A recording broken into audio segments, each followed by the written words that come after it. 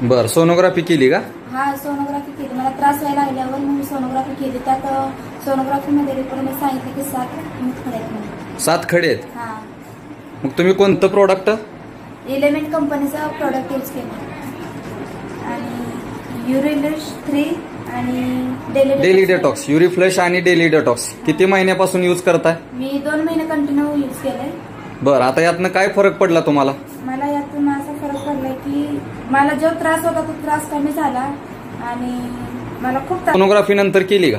हा, मी हे product use केल्यानंतर मी 2 महिन्यानंतर सोनोग्राफी केली. तर सोनोग्राफीमध्ये सांगितलं की एकच खडा राहिला.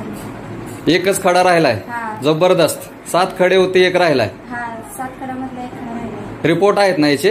हा, रिपोर्ट आहेत ना, सोनोग्राफी केली होती. हाय रिपोर्ट. मग तुम्ही लोकांना काय संदेश देऊ इच्छिता? लोकांना सांगू इच्छितो की जास्तीत जास्त लोकांनी या कंपनीचं